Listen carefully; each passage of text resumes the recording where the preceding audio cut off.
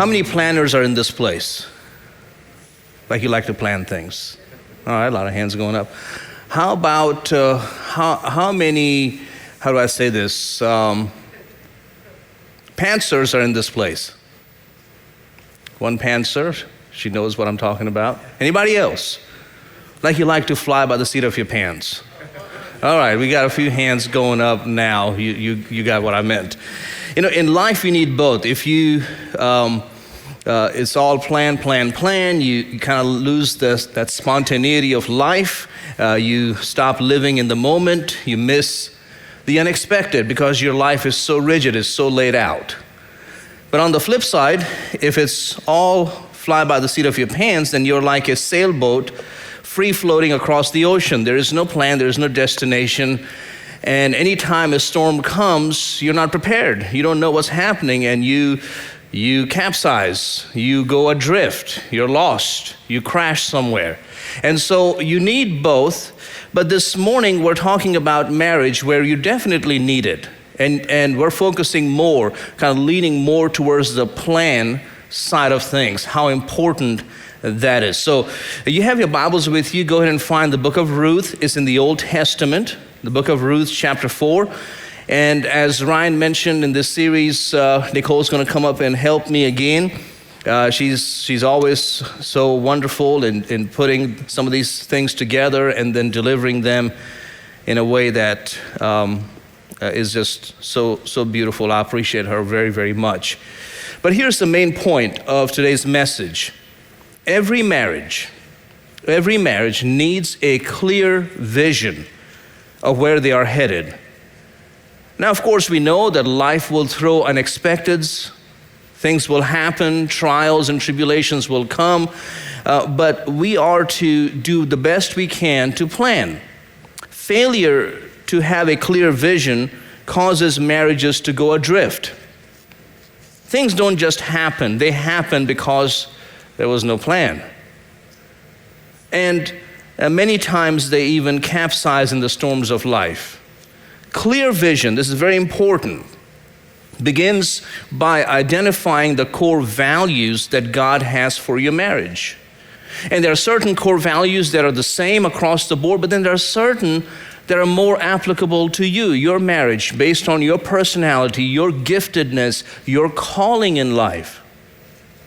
And so, with that said, let's begin in Ruth chapter 4, starting in verse 11. And all the people who were at the gate and the elders said, "We are witnesses. The Lord make the woman who is coming to your house," they're talking to Boaz, "the Lord make the woman who is coming to your house like Rachel and Leah, the two who built the house of Israel. And may you prosper in Ephrathah and be famous in Bethlehem. May your house be like the house of Perez, whom Tamar bore to Judah, because of the offspring which the Lord will give you from this young woman." Verse 13, so Boaz took Ruth, she became his wife, and he went into her. The Lord gave her conception, and she bore a son.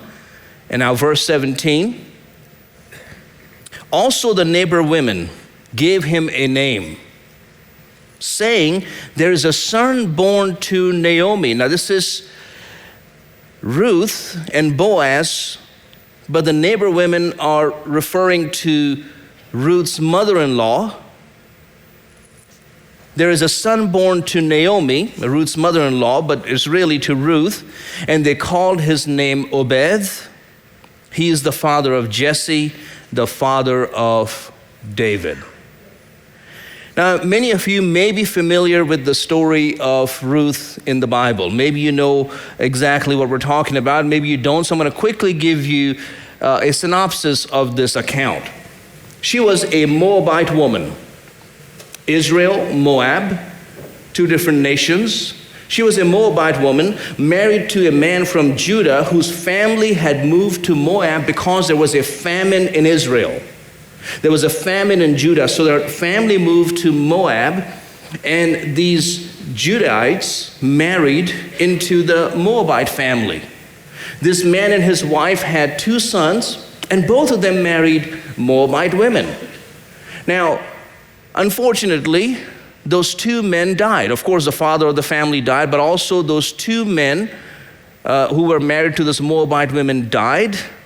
And so the mother-in-law, Naomi, she told those two women, just go back to your families.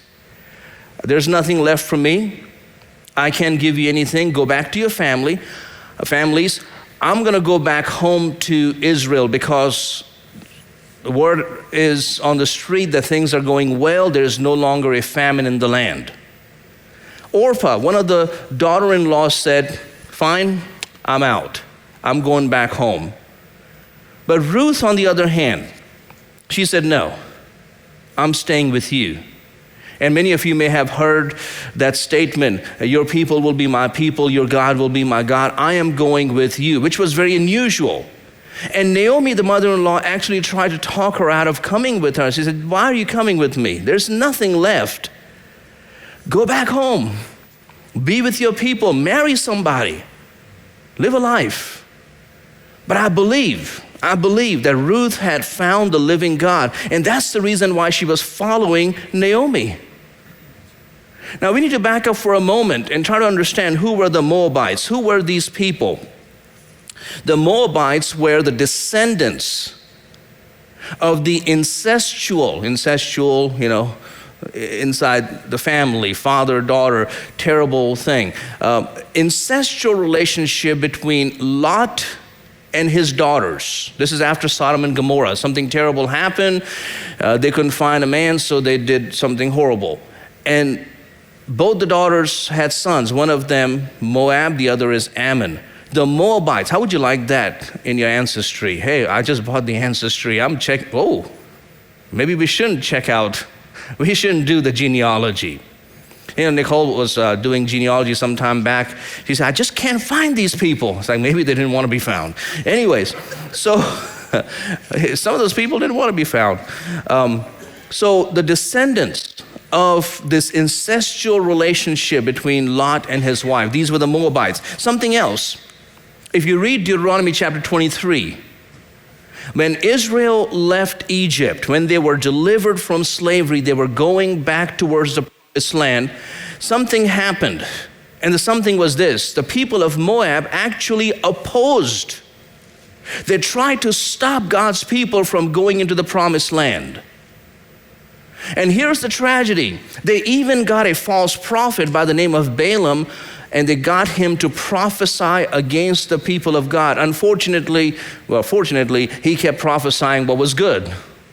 God kept turning his prophecy into something good.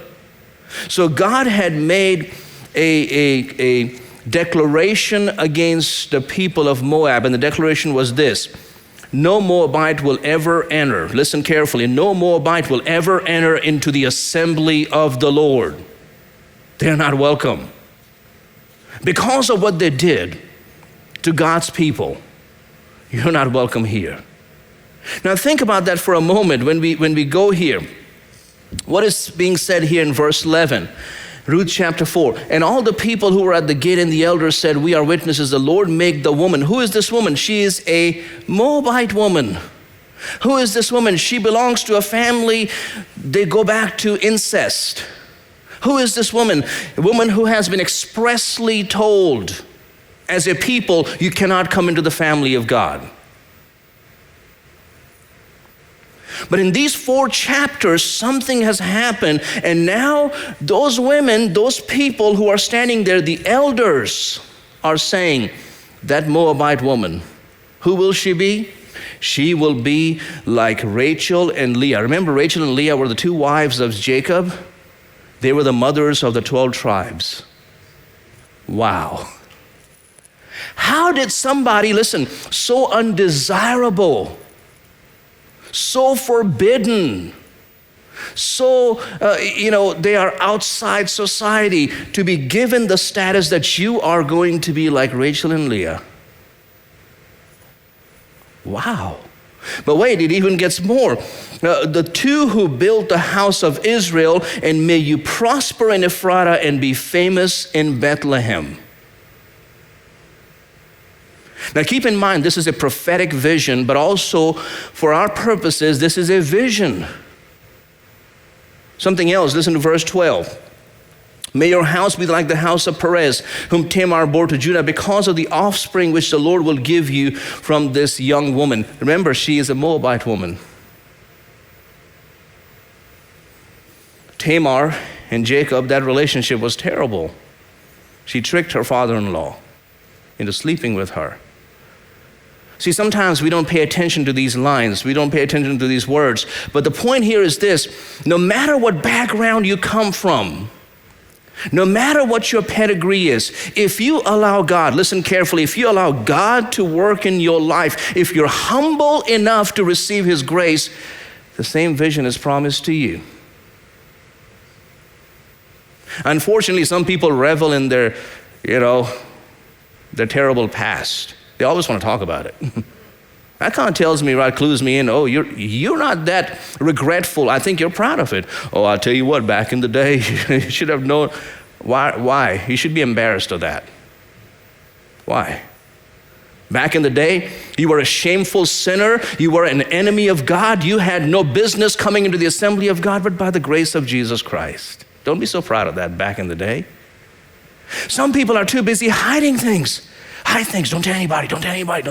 Well, okay, you can do that. I'm okay with that. You don't always have to broadcast everything out there. But let's not pretend to be better than we really are.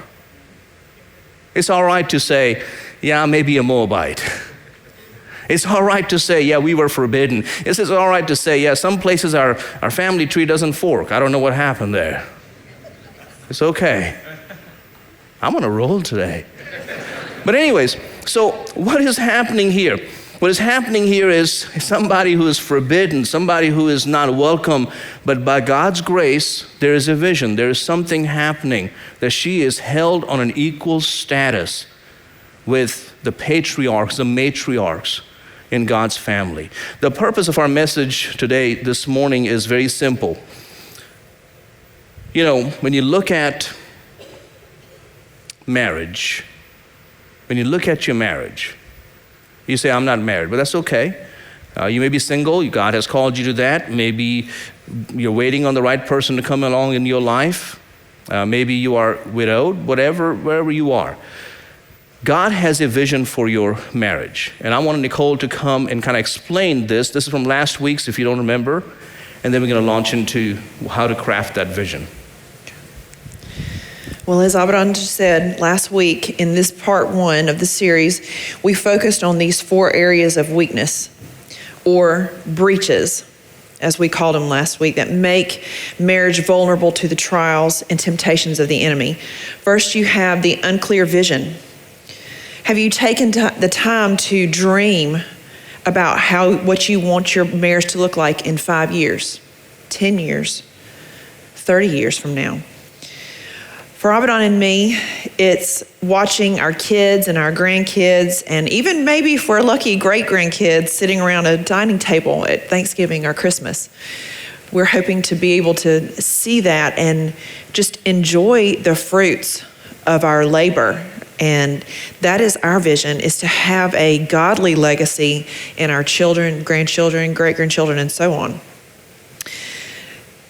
So failure to have a vision for your marriage, it allows the enemy to supply his vision for our marriage.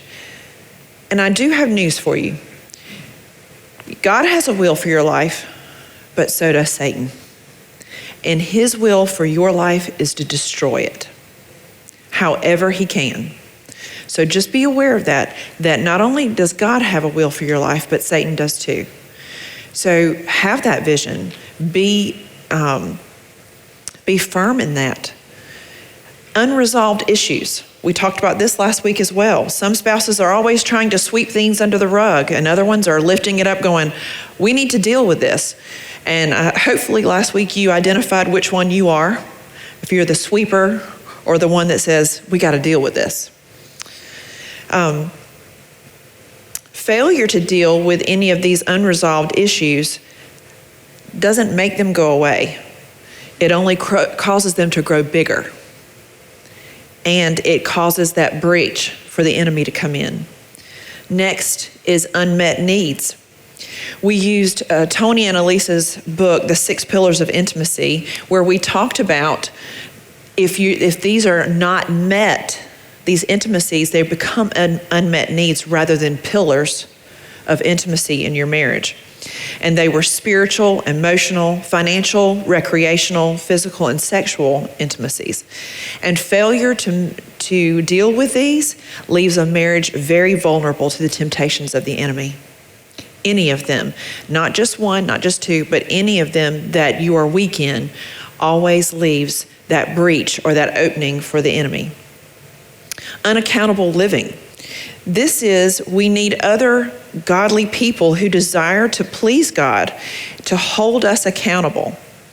Many of us are not listening to anybody, or many of us might be listening to the wrong people in our lives, and they don't have any business. If a person is not in church, doesn't have any kind of spiritual life at all to speak of, why are you listening to them?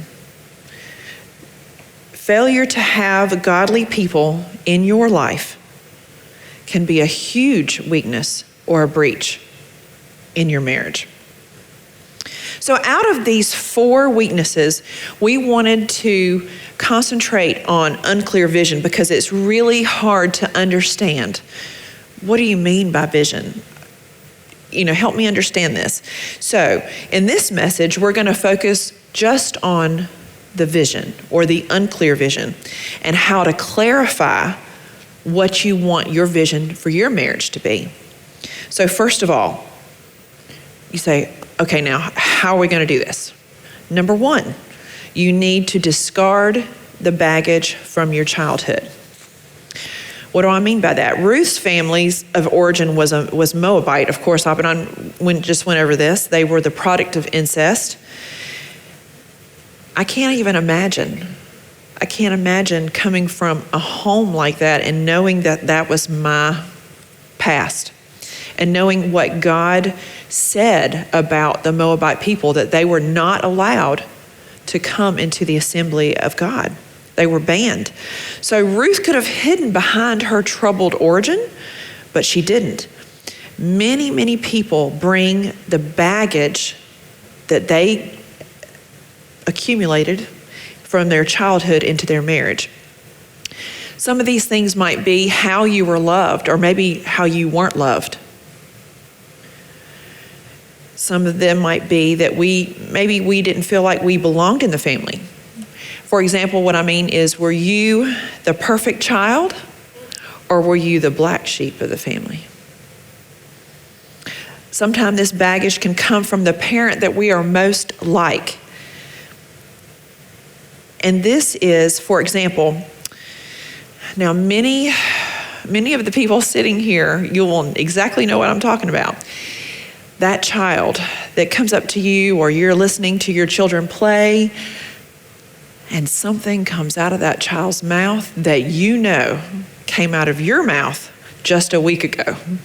And to hear that come out of a child's mouth, you're just taken aback by like, oh, is that what I sound like? Or maybe that child acts a lot like you do. And so when you see that child react to situations, and down deep in your heart, that's the way I look, that can cause a lot of friction in a family. Our sense of worth also comes from our parents. For both boys and girls, it mainly comes from the father. So when the father is absent, whether it means he's emotionally absent, he's physically absent, it has a very huge effect on our sense of self-worth. So last year, we looked at the various types of homes that people come from. And there are 10 different homes. There's the healthy home, there's the abusive home, and this includes all the abuses, not just physical abuse. The legalistic home, this is where more rules are added than what the Bible truly talks about. The affair home, this is where there was an affair, but the parents stayed together for the children. That has a huge effect on the children. The impoverished home, the divorced home, the rage-filled home, the abandonment home. And this doesn't necessarily mean that somebody walked out. This could just be emotional abandonment. The perfect home, and I'm not talking about that everything is perfect. I'm talking about where maybe children weren't allowed to make mistakes, that everything had to be just perfect. And the unemotional home. So how do you handle coming from these homes? We have to choose to forgive our parents. This is much easier said than done.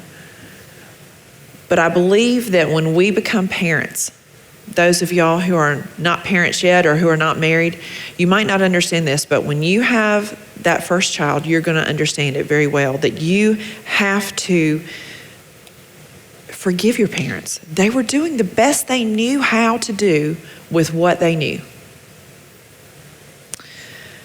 It will not be a once and done thing either with this forgiveness. You might have to forgive them many times. Forgiveness will take prayer, and it will also take obedience to God. So when it comes to clarifying the vision, okay, so think about this way.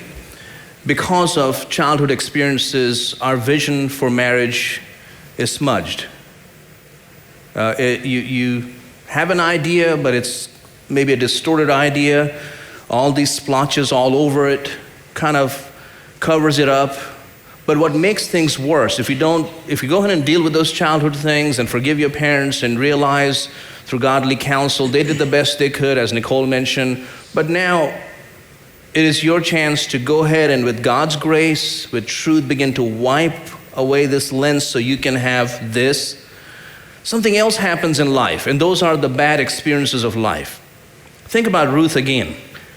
She lost her husband, right? She lost her husband. And in that culture, in that time period, what a traumatic thing to deal with.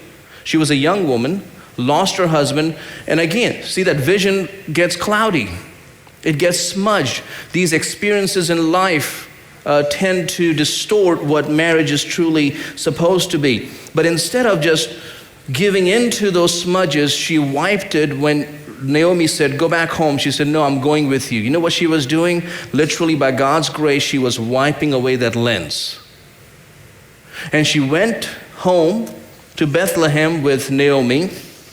And then, her mother-in-law said, Naomi said, go and glean. Go to the fields and see if you can get some grain and bring it back. Now keep in mind, she's a Moabite woman. The Moabites were sworn enemies of God's people. She could have said, no, I'm not going there. No, I know they're going to mistreat me, and I don't want to go through that. You go. You go. She could have allowed her fear to keep that lens smudged. But in obedience, she overcame the fear and she went. Many of us are living in so much fear because of things that have happened. People have done wrong things to you, understandable, but you cannot let fear control your life. You have to start living by God's grace. You have to allow God to heal you and to help you so you overcome those fears. And she went. She was obedient. And by the way, just talking about people in general, sometimes people listen to the wrong advice. Thank goodness Ruth listened to her mother-in-law and she went. There are people who listen to people, as Nicole said a few minutes ago, who have absolutely no business giving you advice. You know what many of those people are doing? They are projecting their garbage onto you. Misery loves company. I'm in a well over here. You're outside doing great. I'm deep in this pit. Come join me. Come join me. But I'm good. I'm good right here. No, you're not. Come join me. And so if your relationship is good, if your husband is good, if your whoever is in your life is doing great, they're going to paint a picture for you. They're not great. Why? Because misery loves company. Come join me in the well so together we can wallow in this. You see, their lens is smudged. They want to smudge your lens. And in advising people in the past 22 years of being in ministry, some of the hardest things to deal with and help people is telling them, don't listen to them, listen to this. They have no business telling you what to do and how to live. Also, media and culture. Media and culture. You have books that make blockbuster movies. They're written by an author who is very gifted in writing. He knows how to make plot twists. He knows how to tug on your heartstrings. And you go watch that movie and you're trying to emulate that movie in real life. It doesn't exist. Social media. All of these things give us a garbage of what marriage is supposed to be. If you want to go from here to here, you need God's help, you need truth, and those things counter all such attitudes and belief. All these smudges cannot go away unless you have God's truth and God's help and His truth. So the question for you again is, just like Nicole said, the upbringing matters, but also the experiences in life, the voices that you hear. Who are you listening to? Who are you allowing to speak into your life? You say, oh, we're best friends. I mean, we're like this. Maybe you don't need to be like this because their garbage is also getting into your life. I want to let Nicole come on and talk. Well, I got to do one more thing. How many lives do you get? One. Y'all believe in reincarnation? How many lives do you get? Speak out. One. That's it. And even there is no guarantee you'll see tomorrow. Why do you want to mess it up? Why do you want to lose this vision? Nicole? Well, the third way that we can hone this vision for our marriage is to choose to live by higher values. Ruth took that risk by choosing to go out and to glean in the fields of Boaz. She was willing to be courageous in the face of fear. Boaz chose to show compassion. I want you to think for a minute. A lot of times we don't think about these details of the biblical stories that we read in the Bible because sometimes the Bible doesn't choose to put these details in there. And so I kind of just think about maybe what went on in Boaz's childhood. Remember, Boaz's mother was Rahab. And do you remember the story about Rahab and the city of Jericho where she hid the two spies that came in to scout out the city? And she said, now that I've hidden you, please save my family. And they said, as long as your family's in your house, then you will be saved. Well, they saved her family, and as the story goes, she married one of the spies. And Boaz was the result of their marriage. Now, I just cannot even imagine the things that maybe Boaz heard growing up, the comments that people would have made about his mother. And he wasn't full-blooded either. His mother was a Canaanite. So when you think about these things in his past life, it's a wonder, and it is such a neat thing to think about that he saw Ruth and he saw someone like his mom, an outsider who was just trying to survive, and he had compassion on her. He could have been impatient and married someone else. She could have chosen a younger man. Instead, he was patient and she was very wise. Their relationship was based on some solid, higher values. Solid core values are the key to clarifying your vision for your marriage. Abidan and I, a lot of times we get asked how we met, where we met. And you can tell that we're not from the same part of the world just by looking at us. And so people wonder, how did it work? Well, first of all, number one, and always number one, by the grace of God. But second of all, as we got to know each other before we were married, we realized that our parents had very similar values and convictions. It wasn't the fact that both of our fathers were pastors. That did help. But it was the fact that we both came from Christian homes. where those convictions and the values that they held dear were very close. So that's how it worked for us. There's what Abidan and I discovered is that our parents had similar beliefs, and when you have those things in the areas like values, convictions, beliefs, your marriage works. Now, I'm not saying that it's going to be easy. I said it works, but it's hard work. A good exercise for you and your spouse is to figure out 5 values that you want your marriage to be known for. We covered this list last year in Operation Safeguard. You need to write these values down and post them somewhere in your home where they're going to be visible to your family members. I want you to think back to your childhood for a minute. What kind of legacy do you feel that your parents passed down to you? Do you want to pass that same legacy down to your children, or do you want something different for them? There's one thing that I do remember from my childhood that I feel has had a huge impact on my life. My dad had verses put in each one of our bedrooms, and the verse that he chose for us was 3 John 4. And instead of putting my children, he put my name in that verse, and it said, "I have no greater joy than to hear that Nicole walks in the truth." How powerful is that to see that every day and to know that it was my parents' hopes and dreams for me? So we have created posters that you can purchase in the resource room and write this list of values. Some of these values might be adventure. They might be compassion. What does it look like for your family to be compassionate? Maybe it's faith.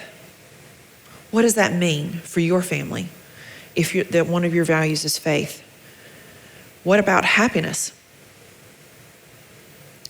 Maybe it's joy or laughter. That's a great one. Patience. That's a difficult one. Maybe it's security or selflessness, or maybe trust. And one of ours is the last one on the list. It's wisdom. What does that look like?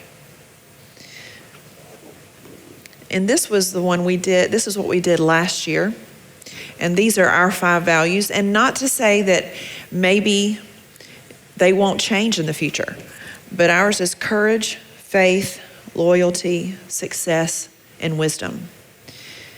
And those things can mean different things to different people. So it's your job as a family. And this can be not just a couple thing. This can be a family thing where you sit down with your children and decide, what do these things mean to us?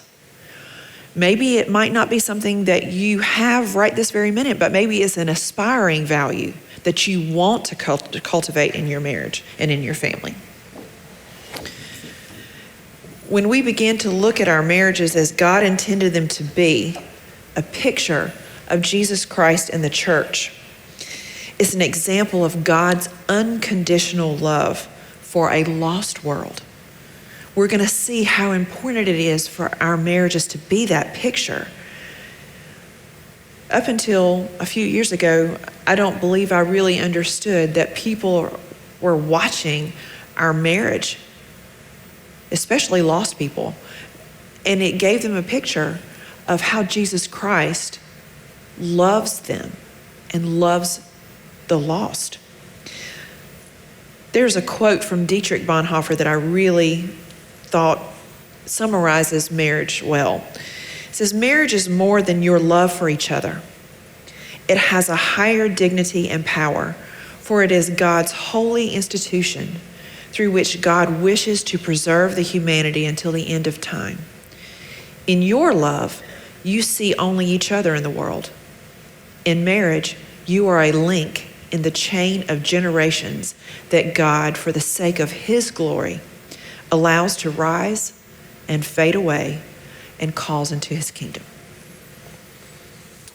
So in clearing up the smudges from this lens so you can have something like this and you can have kids and whatever God sends your way. We didn't give you a plan like a corporate plan on crafting a vision for your business or institution. That's not what we're doing here. That's a whole different way of doing things. We're going to have a vision and these are the strategies and these are the action steps. That's not what we're doing. What we're doing here is something in the time constraints helping you realize that there are values that help get you from here to here. By God's grace, by God's help, godly wisdom, even this talk, identify those values. Don't live adrift. Don't just bob around in the ocean of life just trying to make it. Marriage is more than just the wedding day. Marriage is more than just the honeymoon. Marriage is more than just we bought a house, we got a dog, we got a car, we have children. Oh, wow, we're so happy. Happy for what? Happy how? For how long? And many of you, because you've been in church or you've been coming here, you've been hearing the truth, you've been hearing these principles. So sort of without this message today, you have gone from here to here, albeit there may be some smudges here and there. But you have moved from here. So you may look at this message and go, oh, we didn't need all that, we did it. No, you didn't. You heard truth somewhere, maybe here. And that's what helped you get from here to here. It was not random. And if you take the time in prayer and identify that, you'll see it and you'll go, yeah, that's true. So this message is for those who didn't have that opportunity or never got clarified. So we're not doing a corporate way of crafting a vision for a business institution, but simply giving you some values. But to get to the values, you have to first discard some of the bad values. Those bad experiences, give them to God. Let His grace heal you and give you hope, a vision, so you can go from here to here. Thank you, Nicole. This morning, I don't know what part of the message spoke to you. Maybe the part where forgive your parents. Maybe today's the day to do that. Maybe the part where bad things happened to you. You went through unfortunate situations because of someone else's sin. How do you deal with them? Has it forever corrupted your vision of what life is supposed to be, marriage is supposed to be, family is supposed to be? Why would you let the enemy keep smudging your lens? Maybe today, just like Ruth, what a terrible past. How many bad experiences kept happening, and yet she chose to obey and trust. And look what God did. She not only married a man like Boaz, but she also became the great grandmother of King David. Did you know that? Isn't that amazing? A Moabite woman was the great grandmother of King David, the man after God's own heart. And even more, she became part of Jesus' lineage. That's amazing. To go from an outsider, one who was forbidden, to become part of the lineage. Read Matthew chapter 1, the genealogy of Jesus. Ruth is mentioned. And she got her own book in the Bible. I would say that's pretty good. So is there hope for you? Of course, for everybody. Married, single, divorced, whatever you're going through in life, God has something for you from this message.